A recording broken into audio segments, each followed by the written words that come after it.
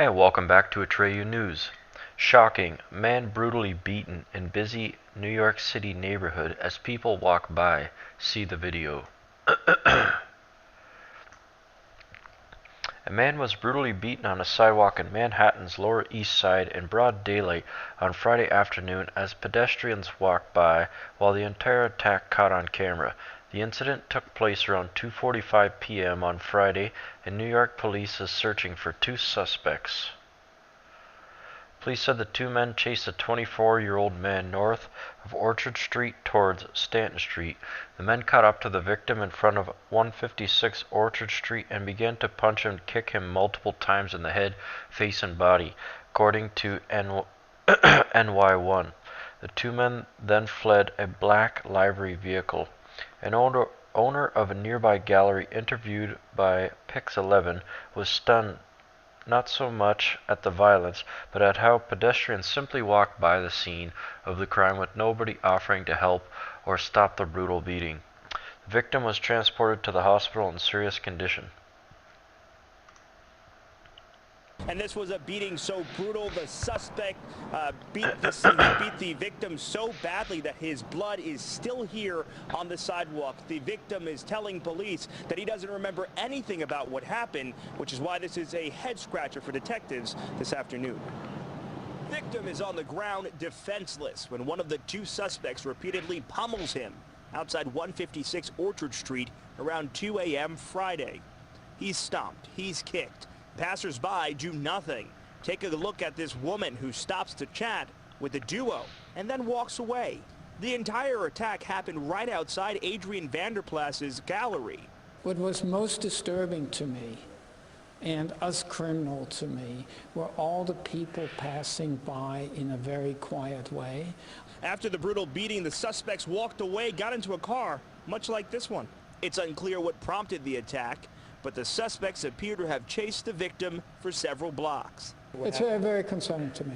It's very concerning. I know that the neighborhood is changing. The suspect is still recovering at Bellevue Hospital. He's listed in serious condition. Police really need your help with this case. Call Crime Stoppers 800-577-TIPS. You can earn cash for the right anonymous tip. And that is why you carry pepper spray or a taser or self-defense mechanism. It's pretty rare I even go in public without having something, typically just pepper spray.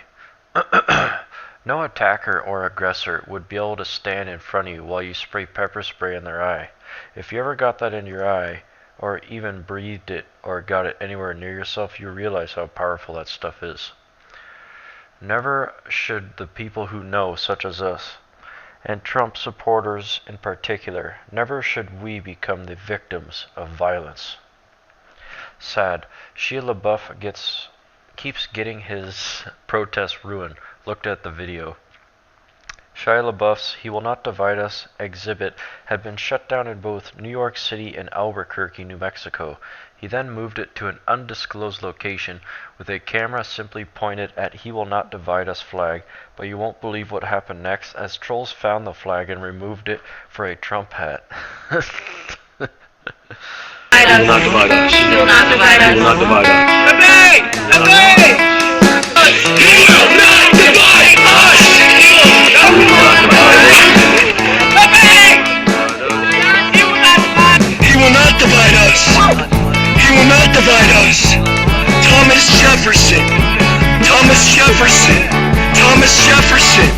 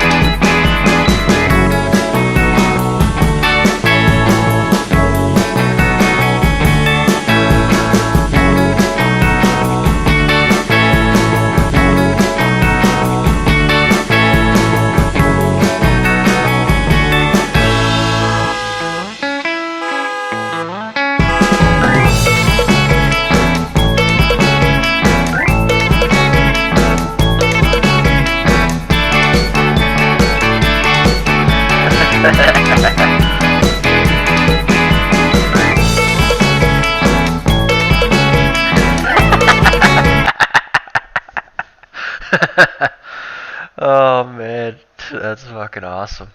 They put a Trump hat up there, look. Oh man, that's funny. Trump supporters are awesome. The real The real reason prosecutor Preet Bharara was fired has been revealed, and it's bad. U.S. Attorney Preet Bharara, based in New York City and appointed by former President Barack Obama, was originally asked to stay on his original role as special prosecutor for the Southern District of New York State. However, he was allegedly fired for refusing to return a phone call from President Trump.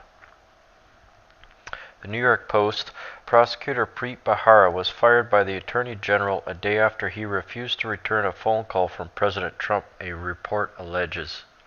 An assistant to the President of the United States called Bharara's office Thursday, saying the President wanted to talk, but Bharara refused, citing Department of Justice rules, the New York Times reported.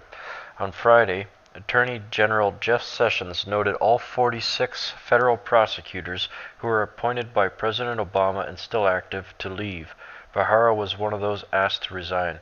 When Bharara got the call Thursday, he informed an aide to Sessions that he won't be able to talk to the president because of the rules. He then called Trump's assistant to say the same. It is unknown what Trump wanted to talk to Bharara about.